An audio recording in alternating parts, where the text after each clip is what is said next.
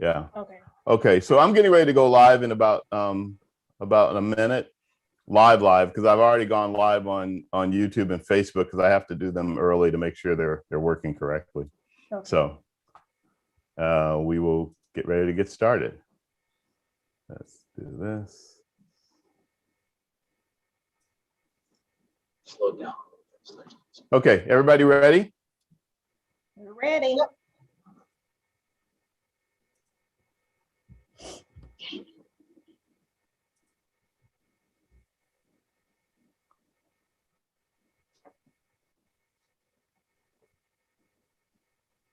Hello, everyone, and welcome to All Things Aviation and Aerospace. I'm Vince Mickens with the Private Air Media Group.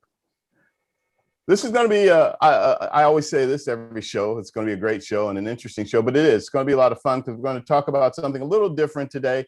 We always talk about other aspects of aviation in terms of flying, and we've done stuff about working in the maintenance area or being a professional pilot in the cargo arena and things like that, as well as things related to aerospace and some of the things going on, like the huge excitement right now that the Ingenuity helicopter is going to be flown within the next couple of weeks on Mars, and it'll be the first time we've ever flown any type of an aircraft on another planet. So for us pilots, that's pretty exciting stuff, and for anybody that has experience with helicopter flying, it's even more exciting. So really looking forward to that. But I think it's going to be really great. But we're really looking forward today to talking about the opportunities in airport operations, management, administration, from two very experienced ladies that have worked in the industry. And of course,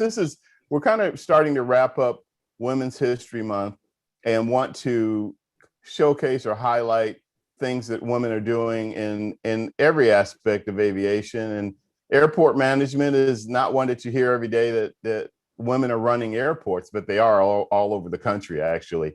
And so it's really cool to have both, and both come from similar and not similar backgrounds. So it'll be interesting to hear their paths and what they've been doing and that type of thing. I have to digress for just a second, and well, I have to put it this way. So I actually have never met either woman before today on the show, but they both are in cities, or come from cities, I should say, that I worked in and flew in, San Diego and Atlanta. So I know their airspace very well, and am very familiar with a lot of things related to both of their cities and that type of thing. So it's going to be a little extra fun to have that commonality, if you will. One of the things that as I continue my digressing, I have to tell one little quick story about San Diego. So about 20 years or so ago, as a journalist at the time, I was covering an air show at what then was called Miramar Naval Air Station. And I decided, since I was a pilot and had a plane, I was going to get permission to fly in. Well, I went through a few hoops to do that. I have to admit, 20 years ago, it wasn't quite as difficult to do then as it would be now.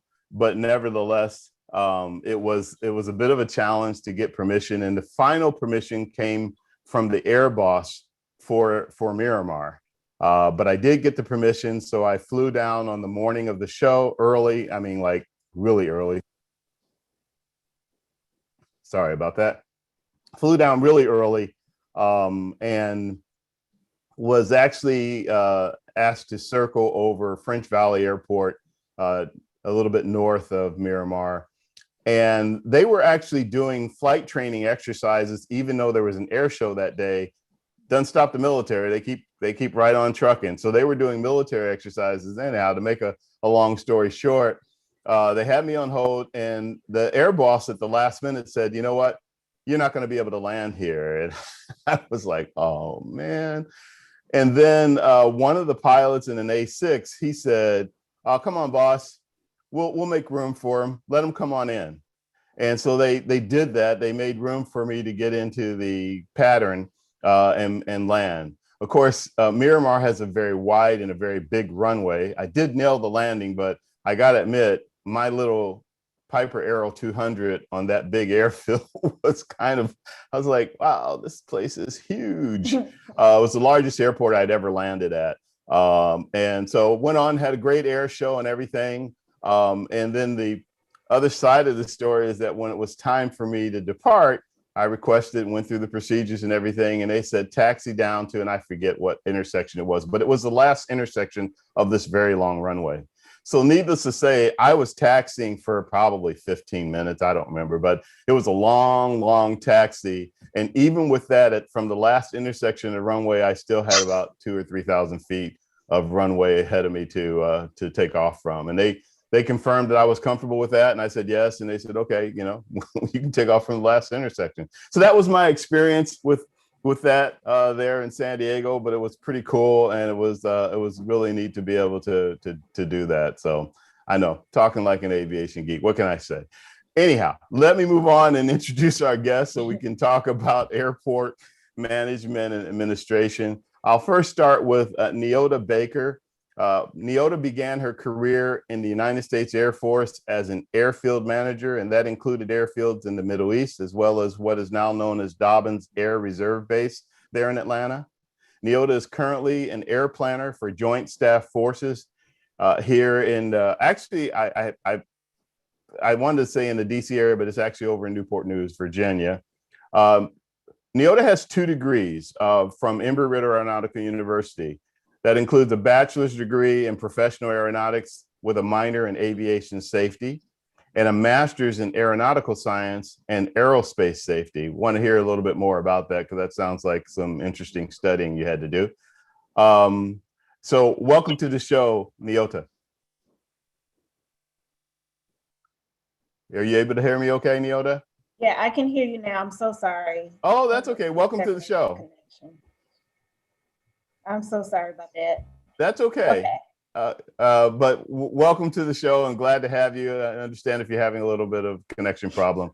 My other guest is Danette Bewley, who is currently the president and CEO of Tucson Airport Authority out there in sunny and warm Arizona. Speaking of which, Danette is actually riding shotgun with a couple of her colleagues with a colleague and Pops, her dad, on the way down to an aviation event.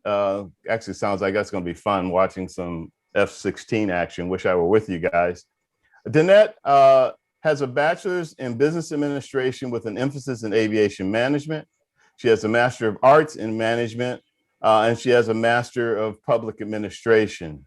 Danette is an AAE, accredited airport executive, a CAE, certified airport executive, and then she tops that all off with a private pilot's license, which she had no choice because dad was a naval aviator. So I'm sure he was like, you got to at least get your private. Danette, welcome to the program. Thank you so much for having me.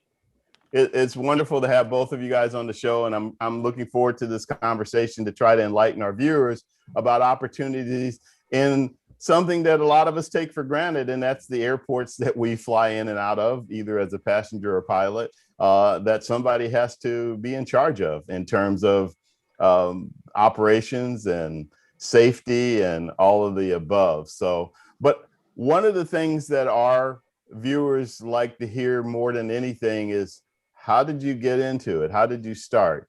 So I'm going to kick it off with you, Nyota. If you could tell us a little bit about, you're originally from Atlanta, and you actually have a pretty cool story that we talked about in pre-show about how all this came about and you ended up in airfield management and that type of thing with the Air Force and then as a civilian and all the other things. So tell us a little bit about your background.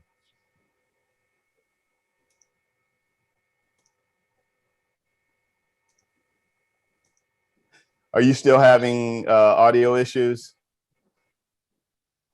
Yeah, she is. Let me switch to Danette. Danette, if you could tell us a little bit about your background, which is also great from a San Diego perspective. Sure, thank you again. I am born and raised in San Diego, California, and born into what I consider an aviation family. My father was a naval aviator, flying at Miramar, NAS Miramar at the time. Now it's turned into a Marine Corps station, but at that time it was Fightertown, USA. For those of you that are watching that are really young, far younger than me, you may remember a very famous squadron called Top Gun. That was at Miramar. And actually Top Gun was started by my Navy uncle, Dan Patterson. And so I grew up in an environment where, and I didn't know, I really had no clue. Top Gun was cool before Top Gun was cool. But anyway, I grew up in an aviation town, and I really didn't know anything more than aviation. While my dad was a Navy pilot, he was also flying for the airline. So he was doing some reserves and flying for an airline called Pacific Southwest Airlines, PSA. For those of you that may remember it, they were the airline that had a big smile on its under its fuselage, the nose. Very fun airline out of San Diego. So really had an opportunity to be around the airports, both Miramar and San Diego International Airport, Lindbergh Field, for the early part of my life. And I wanted to be a pilot. So I do what everybody does. I joined the Boy Scouts. And they had an Explorer Post program, and it was sponsored by my dad's airline, PSA.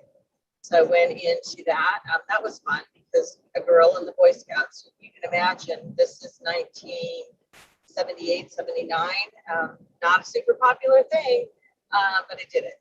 And so I started flying when I was about 16 and didn't get too far until I really got into college and went into National University there in San Diego into their aerospace program and finished my flight training there and earned my pilot's license and entered into the aviation management curriculum.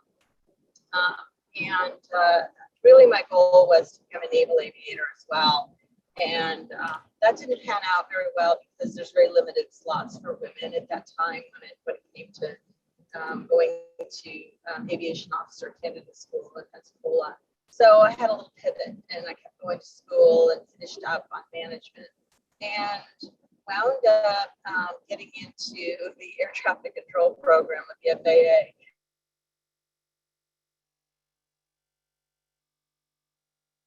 Controller. And I did that for a short amount of time for the first days, and I realized that air traffic control wasn't really my passion. So I decided to exit that program.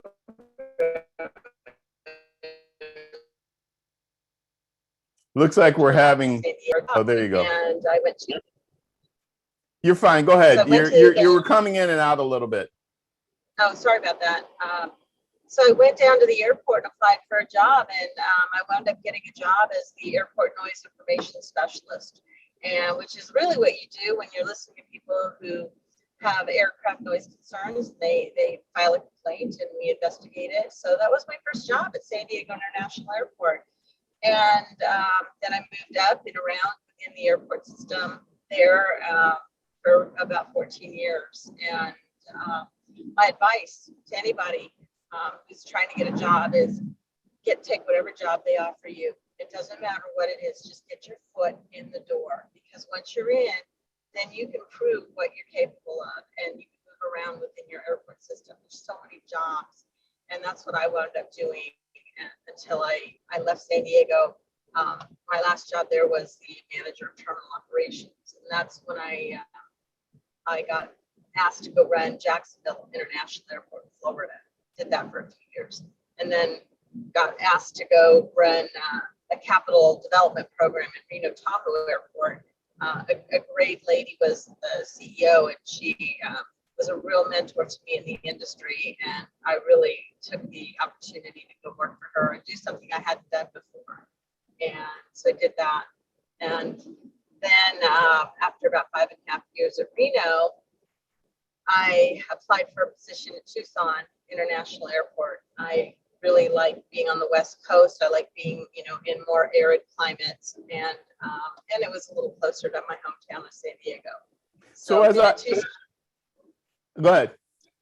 I've been in Tucson now almost 9 years, and it's been a wonderful experience. And almost 2 years ago, was asked to serve as the president and CEO of the Tucson Airport Authority. That's wonderful. You've had a great career path. One of the things that we, try to do, as I mentioned earlier, is suggest to the aspiring young aviation professionals about opportunities in airport operations, administration, and management, and that type of thing.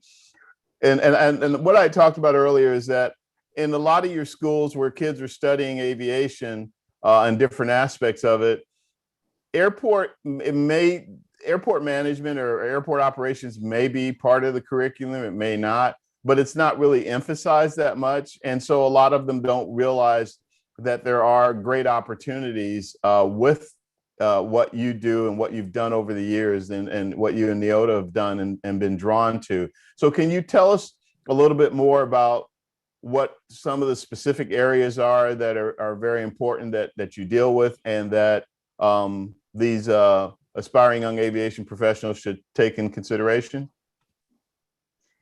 Absolutely. First, I think it's important to recognize that airports are like little cities.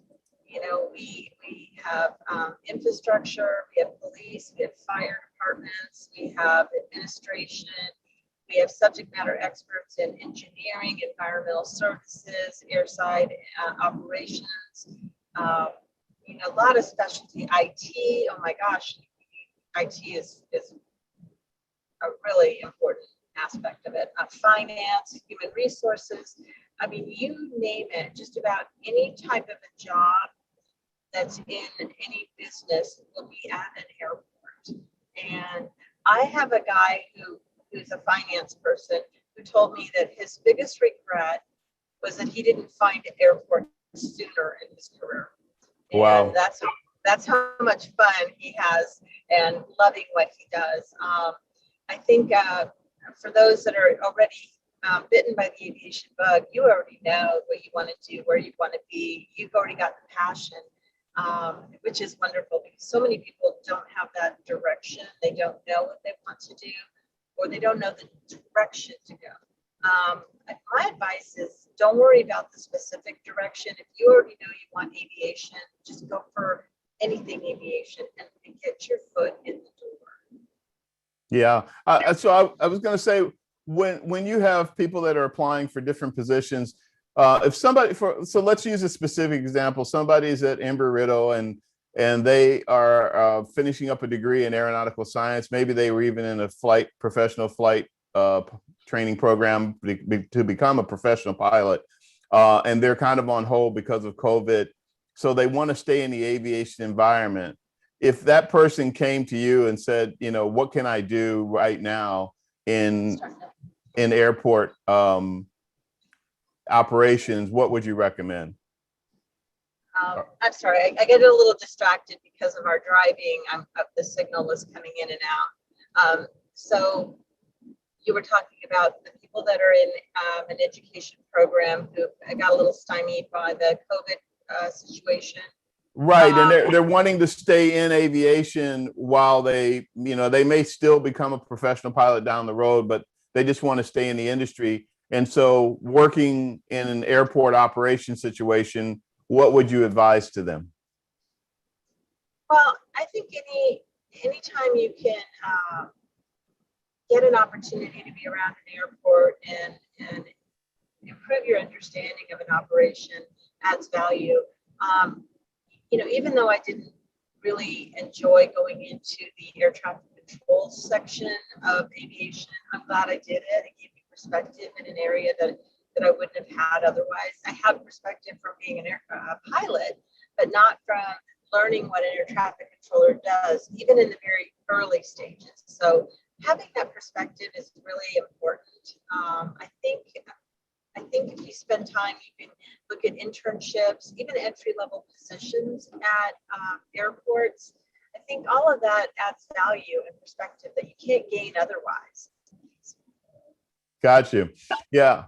I'm I'm hoping that Nyota can rejoin us. She had some technical issues and she actually had dropped off. So we'll see if she's able to chime back in. When you decided to get your, well, let me rephrase that. When did you decide to get your private pilot's license? And was that just something you did as a personal thing, or was that part of your whole involvement in aviation and wanting to add that in there? Oh, it was really from the very beginning. Again, I just knew that's what I wanted to do from the very start. And it was just a process of moving in that direction. And so that was just my personal goal. And it was also a career goal.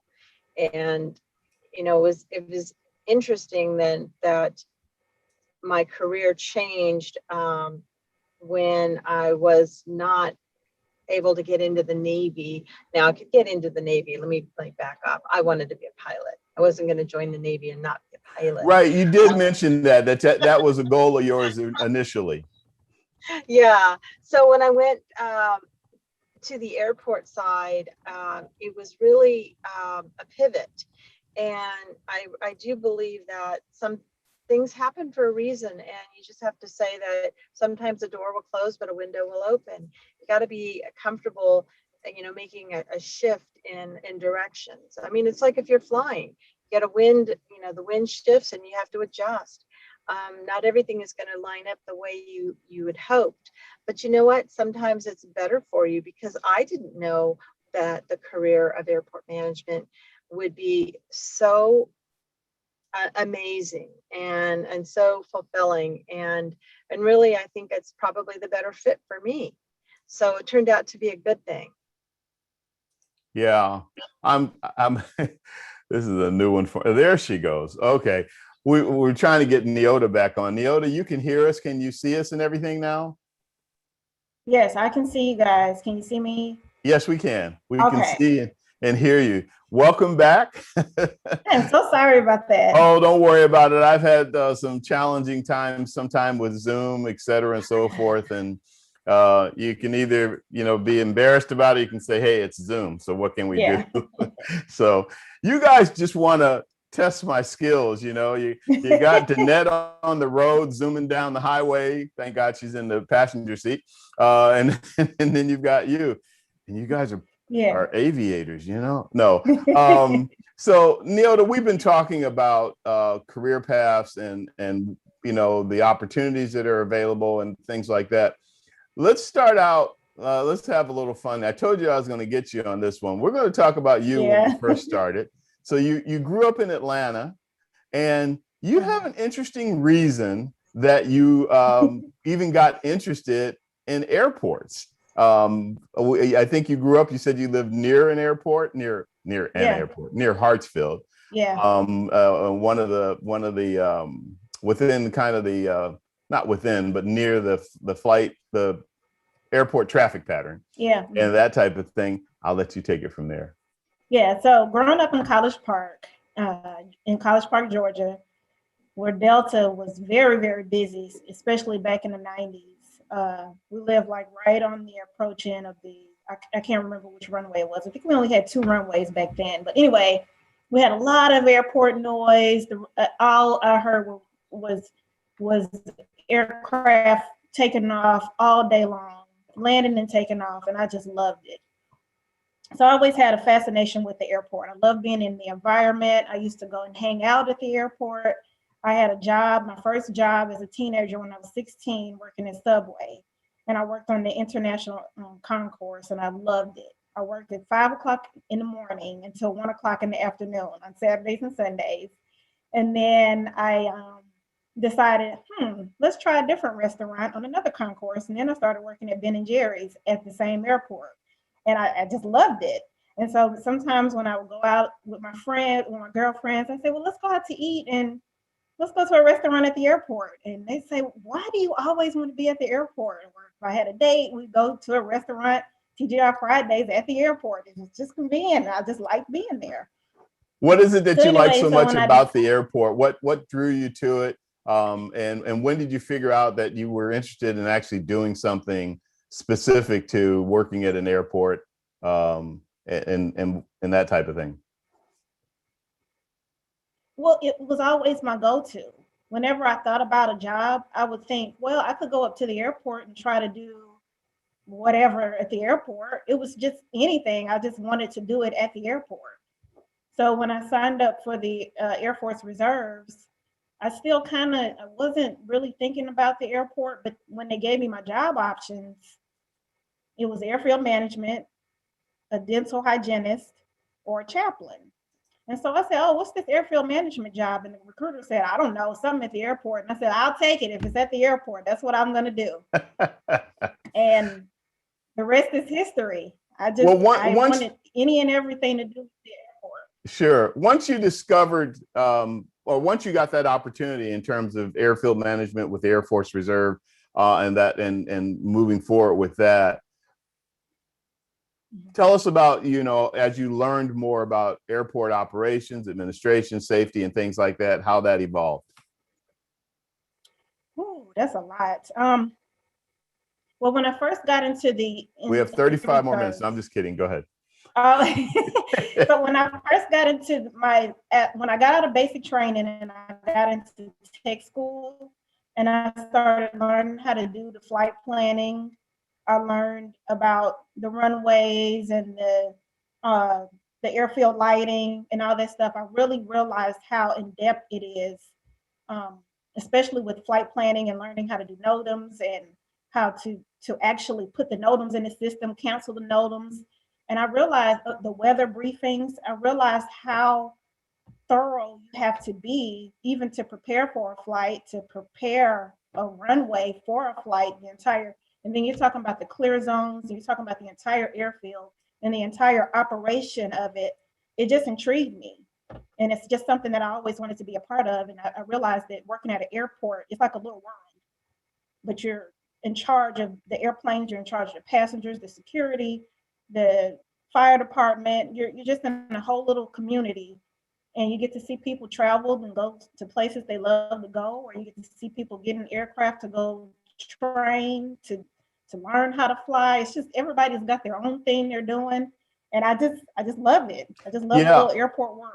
Yeah, and I think what makes it interesting in having both of you guys on the show. So Danette, she grew up in an aviation environment with her dad being a naval aviator, her desire to be one, and for various reasons it didn't happen, but she still stayed in aviation, got her private pilot's license, et cetera, and then got into the whole thing, which we've talked about in terms of her experience with airport management, administration, et cetera.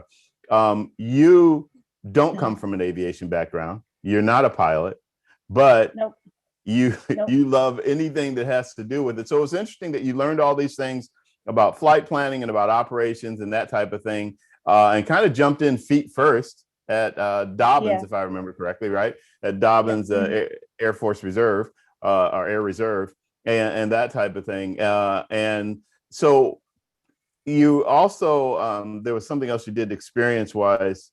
Well, it'll come back to me, but I think, no, I know exactly what I was going to ask you.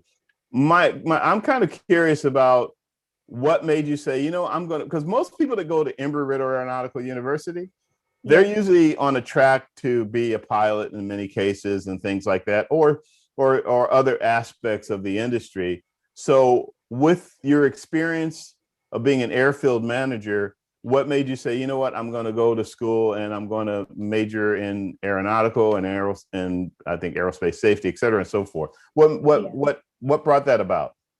Well, working at Dobbins and actually responding to airfield emergencies, like in-flight emergencies and ground emergencies, that's what made me want to get more into safety, because I wanted to always make the airfield a safer environment for pilots to fly in.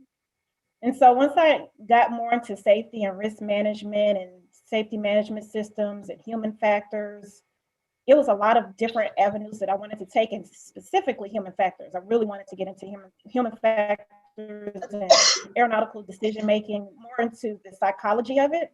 But then I realized I might be running out of time, so maybe I would do manufacturing. And so that's how I ended up at Lockheed.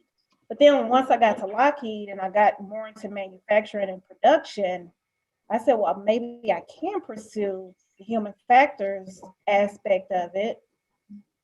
And to be honest with you, I changed my mind again, and that's when I got into this. I did aeronautical science, and then I did aerospace safety as my minor.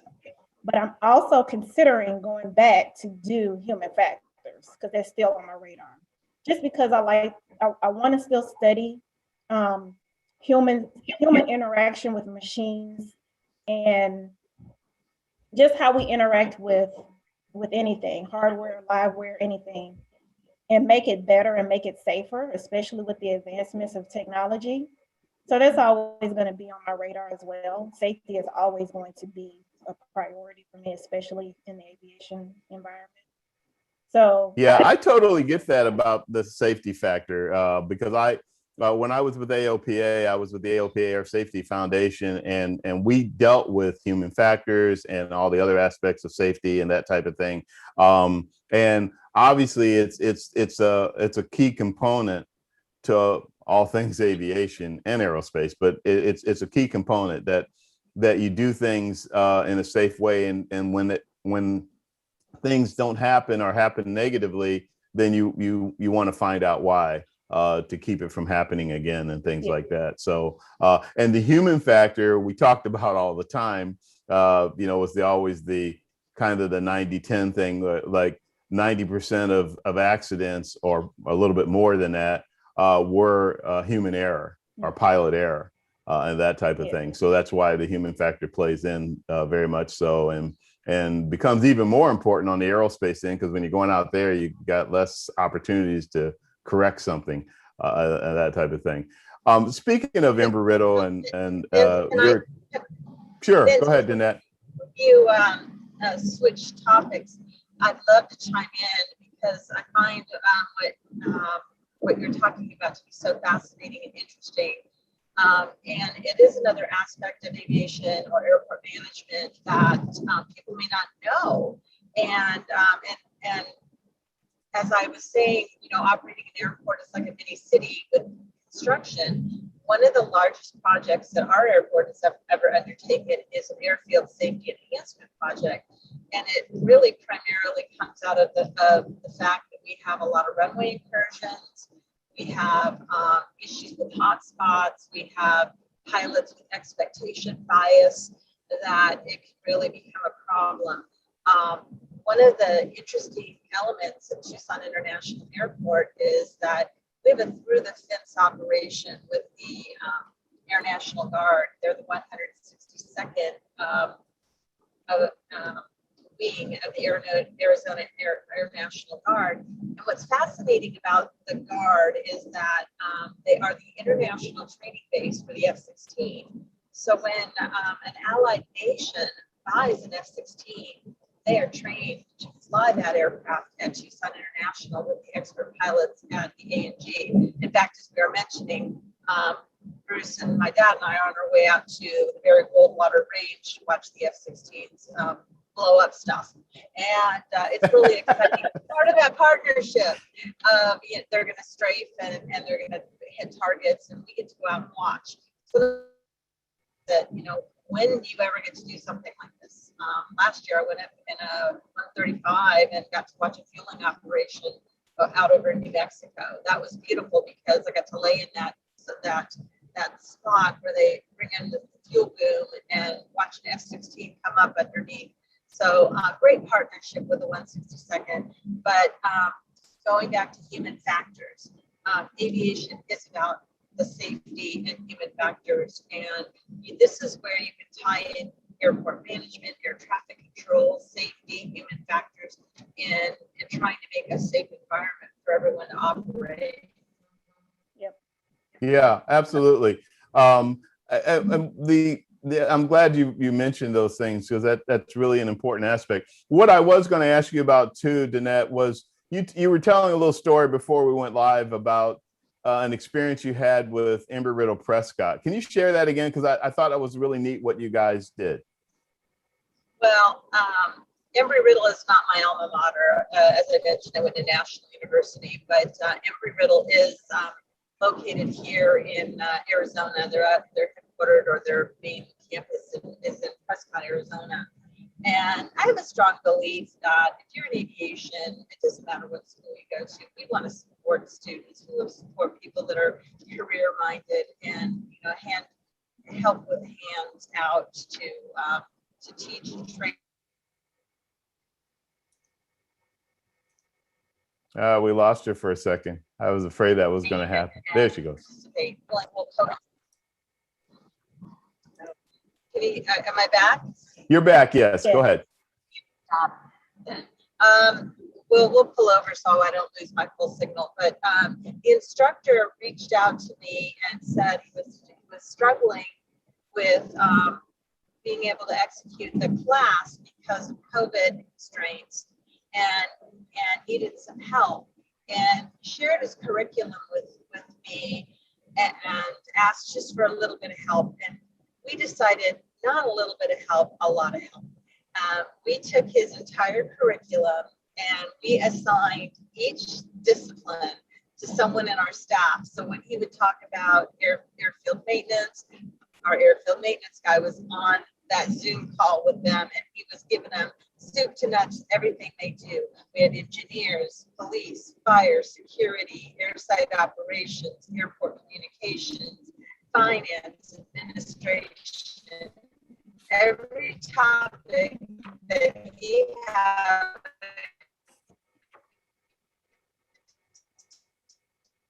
Oh, we lost you. There you go.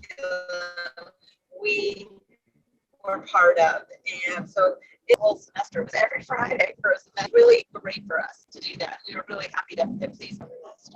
I gotta get to the top of it. Yeah, you guys can keep moving because where you are now, your signal is really weak. So I know you're on the road, not on the International Space Station, but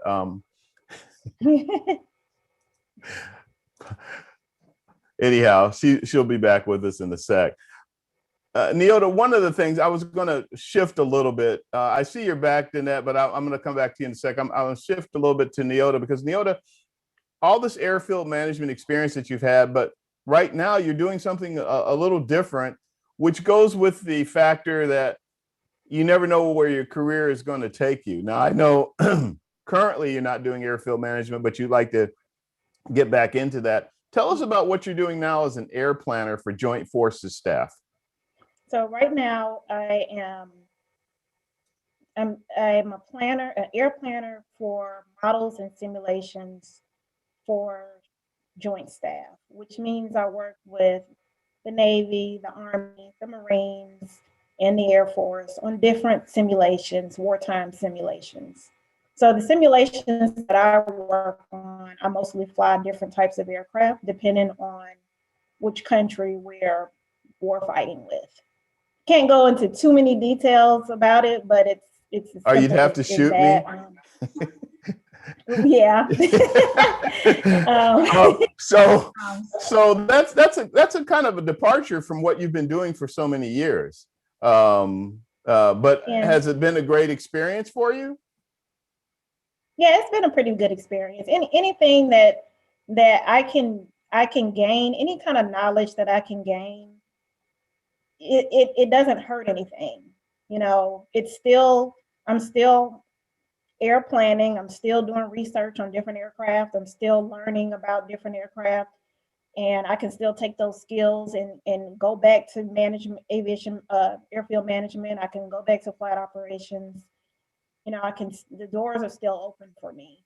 Yeah, wide open. As a matter of fact, in this industry, the doors are wide open for everything right now for aviation and aerospace. There's just so much going on both sides, and that's again one of the goals of all things aviation and aerospace is to let the younger generation know that if you have something that you're even remotely interested in our industry, go for it, because by the time you finish your education and start figuring things out, the opportunity is there. One of the things that you and I talked about a little bit in pre-show, and I'd like to bring up again, and I bring up on every show, is the importance of networking and in the sense of getting to making contact with people in the industry specific to the area that you're interested in. So we're talking about airport management, airfield management, and from your perspective, from your military background, et cetera, and the fact that you also are still teaching as an assistant professor, aviation, what do you recommend what to the young people out here that are watching? What do you recommend their next step be in terms of getting involved in things like what you do and what you've experienced? Hello. Well, I think that the first thing that they should do is narrow down what they really want to do, what they think they really want to do. Sure. I had this issue with my students. I had a lot of students that for instance, said, I want to be an air traffic controller.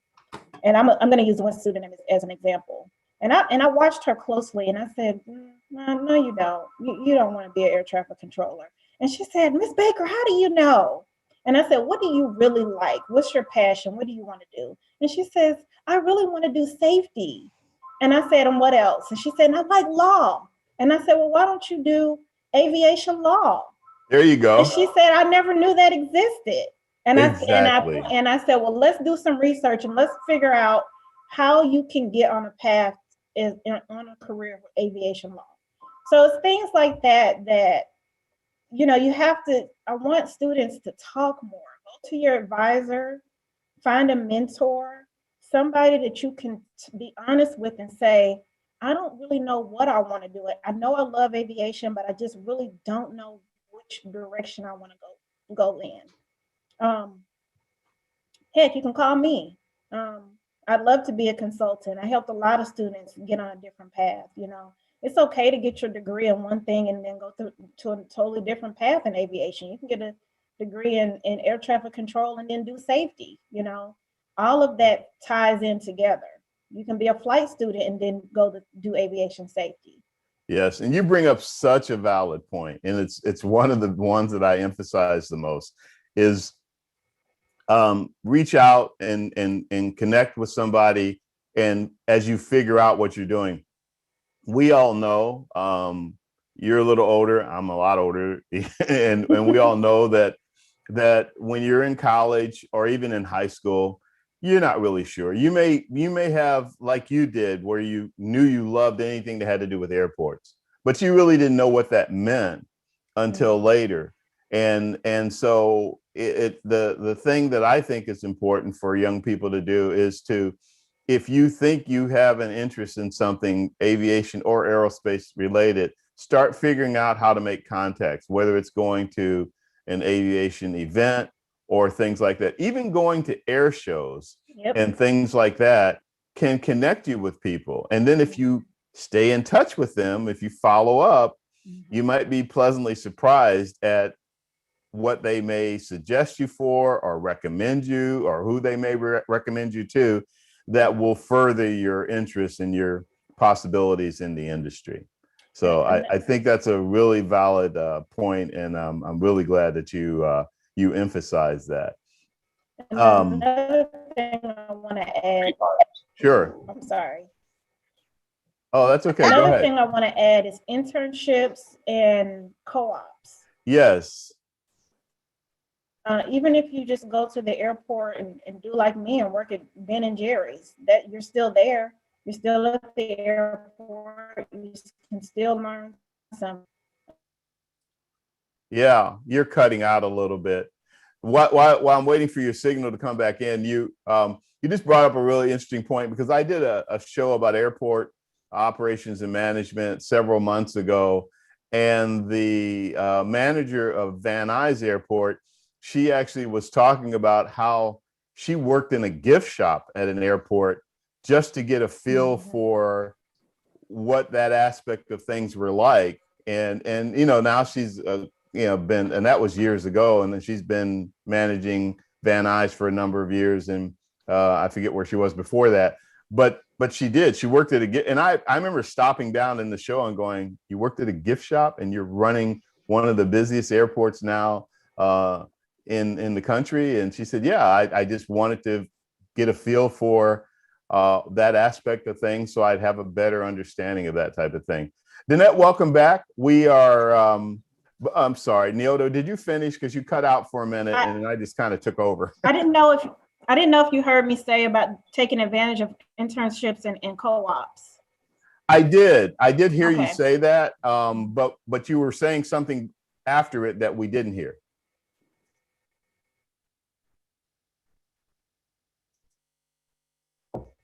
I Okay. think I was saying to even if you don't get a, I don't know.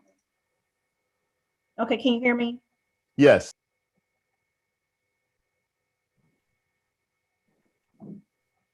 Yeah, well, we can hear you now. Okay, so even if you don't get an internship or a co-op, you can do volunteer work, like you said, with the air shows.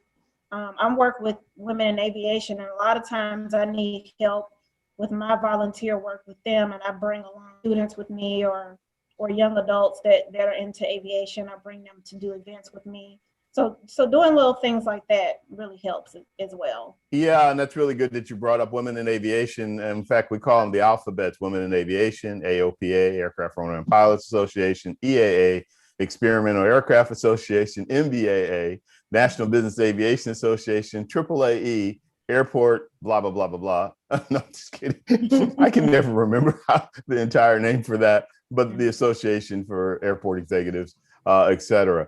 And on that, Danette, we were talking while you were regrouping, we were talking about internships, co-ops, and different ways to get involved in the industry in the early stages when young people are trying to figure out what they want to do in aviation. You want to chime in on that? Yeah, a lot of airports have internship programs, and I always think it's a wonderful opportunity if it works out with where you live in the country or your educational program. But I like the idea too that if you get a job at the airport, even if it's in one of the concessionaires, you're still getting some experience. You're still getting a feel for the airport, and you still get an opportunity to meet people that are working for the airport itself. We've hired people who have worked in concessions and brought them into our team.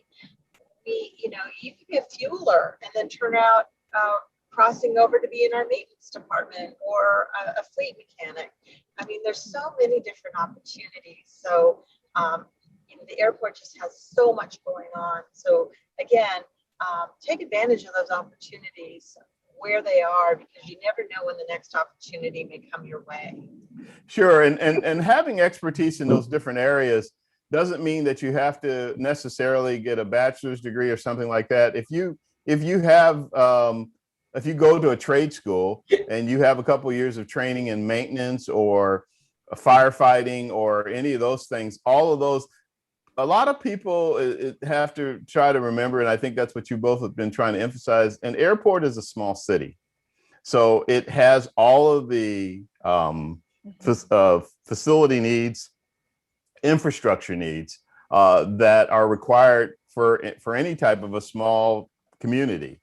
And some airport communities are bigger than others, but they all are communities that have all of those elements. So I think that's great that you brought that up.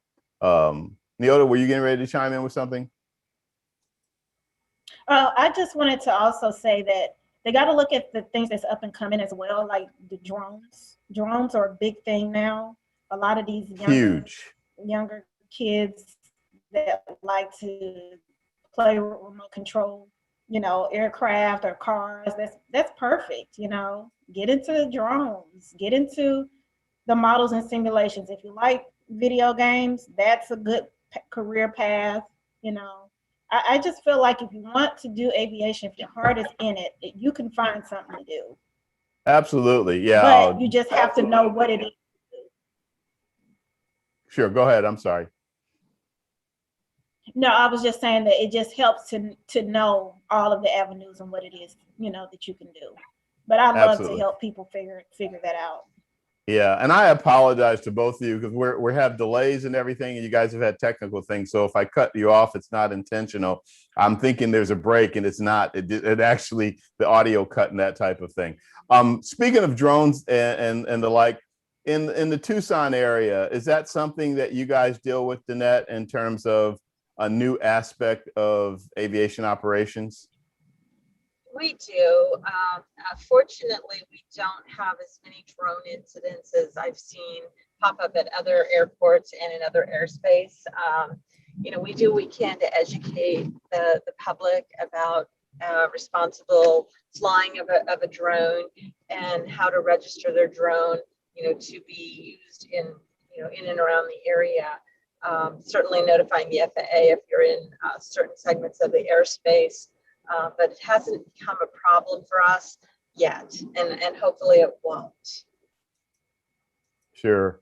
And in terms of your experience with the military side of things, Nyota, do you know if that's becoming more of a factor with military airfields and things like that? Is that something on their radar right now? Oh my God.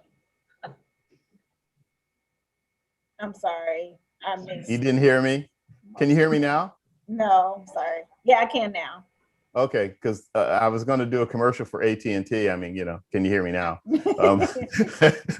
I was saying, is that a factor also that you know of in terms of drones and that type of thing with military airfields and airfield management from your experiences? Was that on the radar with them or is on the radar with them? You lost me again? Okay. If I can chime in, I can Go ahead. I can probably say, yeah, it really is, working with the 162nd Air Wing and then Davis-Monthan Air Force Base, which is the home of the A-10s, which is about 4 miles away from Tucson International Airport. It's a big problem, a big concern. And again, we haven't had as much interference with drones that I've heard about. Actually, what I see is more of a problem lately is lasers. People think Heard a lot about that. Yeah, it's so unsafe. It can blind a pilot. It could, it's just a very dangerous. I don't know if it's a hobby or if it's something that people do. It makes absolutely no sense that anybody would ever want to do that. Exactly, and that to me is just as dangerous as some of the drone activity. And actually, it's almost malicious. It is. So, and obviously that can wind up in a federal offense. Somebody gets caught doing that, especially if there's an incident or an accident. I mean, it could ruin your life. Yeah. It's very those kind of instigated type of things. I don't get it. But that's a great point you bring up, because I just read something recently, and there have been thousands of laser, I won't call them a strike, but for lack of a better term, that have they've been dealing with all over the country. And again, that comes back to safety and how that all how comes into play. So we're about to wrap up here. One of the things I wanted to do was, and you touched on a little bit, Nyota, but wanted to see what your perspectives are on the future of our industry as we come out of this kind of COVID shutdown and things start picking up in terms of air traffic, et cetera, and so forth. What's your guys' perspective on things going forward? Either one of you. I can take a shot from the airport management side. I just saw a financial outlook from Moody's that said that we've, as an airport industry, we've been upgraded from not so good to a stable position. So that's positive. I was meeting with airlines the other day, and they're optimistic that they'll be returning some of the lost air service, restoring flights, over the next 2 years. But I think it's going to be about 2 years for us to get back to what we would consider normal And I don't know if we'll ever reach the same normal flight levels, the same normal passenger levels. I mean, it's certainly what I would hope. But it makes it very difficult for us to plan our operating and maintenance needs, our capital needs, our personnel needs. You know, everything is based on revenue and expenses. So it's hard to know how much we have to spend on supporting our aviation system when we don't know what our revenue stream looks like. So it's going to be a little bit iffy over the next 2 years, but you know, we're going to have to be very careful with what we do and how we do it. Sure. At the same time, I've heard, at least on the pilot and maintenance, et cetera, side, that these opportunities, so pilot shortage is something that's in the conversation now, that's going to continue. The pilot shortage was a thing before COVID. And once things ramp back up what happened during COVID, as you guys know, is that a lot of pilots took early retirement. They just called it quits and said they're done. Not a furlough, but actually being done and that type of thing. So private activity picked up quite a bit in terms of charters and business aviation, even during COVID, because I think a lot of people were using that as an offset from flying on the airlines. But after COVID is over, there is going to be a surge again in the need for pilots, mechanics, because mechanics did the same thing. A lot of them were nearing retirement and went ahead and took early retirement, that type of thing. Danette, have you seen that aspect of things where you can see where that may trend forward in a positive way in terms of opportunities for the next generation? Absolutely. You know, I think as long as people want to fly and travel, there's always going to be a need for pilots. And it's not just commercial aviation. You know, you mentioned your affiliation with the cargo carriers. Cargo is on a major uptick right now. Absolutely. Our cargo is off the charts at Tucson International Airport. And, you know, in fact, we're a port of entry, so we get a lot of traffic across the border from Mexico. And our Customs and Border Protection personnel are telling us that they've been doing almost 6 times the normal yearly operation that they did prior to COVID. There's a lot of e-commerce going on, and I doubt people want to go back to shopping more traditional by going to a mall and hunting and pecking when you can do the hunting and pecking online. So there's going to be a need to transport those goods, and they're going to be on cargo carriers. So pilots, I think, are always going to be in demand. You know, if I were a younger woman, I think I might try to go back and become a pilot. Absolutely. Yeah, no, if I were a younger man, I might go ahead and get my commercial. No, it is a huge opportunity. And I thank you for bringing that up. We actually had Cargo on a few shows back, and they talked about it being wide open especially for those that are just getting into the industry. In fact, I had a young man on, and he's wanting to be a professional pilot in business aviation, fly corporate jets and that type of thing. But right now he's flying cargo on a Lear 35 and a Beech King Air. But he's building time and he's getting paid for it, and he's doing it in a way that, you know, is I think quicker and more effective than if you're just doing like flight training. Not to knock it, but I think it's not to knock those who are building time through being a CFI or double I, but still certified flight instructors, for those who wonder what I'm talking about. And I think corporate aviation is taking a gigantic leap and spike as well, because those business travelers aren't wanting to fly commercial because of COVID or other reasons. NetJets is a real popular option for people, or yes. if you're in a big company that has its own fleet of aircraft, there's that.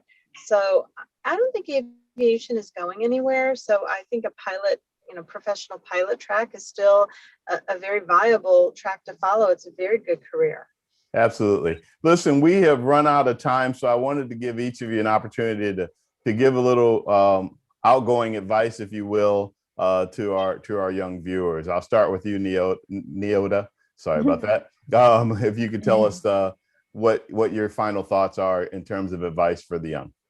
I just want you to do your research, ask questions, don't be afraid to connect, bug your advisors, If your advisors won't help, find somebody to help you to, answer your questions and help you to figure out a path. But research, research, research. Do be your own advocate as well. Don't depend on anybody else, but depend on someone else at the same time, if that makes sense. Yeah, absolutely. Thank you very much. Danette? My advice is follow your heart, follow your dreams, don't give up. If one door closes, another door will open. You will find your way. Just don't give up. Don't get discouraged. Keep on trying. And, eventually you can get your foot in the door. And then really the sky is the limit after you get your foot in the door. Can't put it any better than that. Listen, you both have been real troopers with all the technical issues that you've had. One of you on the move, the other one had with what was going on. But I appreciate both of you and everything that you've shared and talked about and enlightened our viewers about. So thank you to you both. And thank you everyone for watching All Things Aviation and Aerospace. My name is Vince Mickens with the Private Air Media Group, and we will continue this next week with another show. You guys take care, stay safe, have fun watching those F-16s. Thank you so much. Have a great one. You too.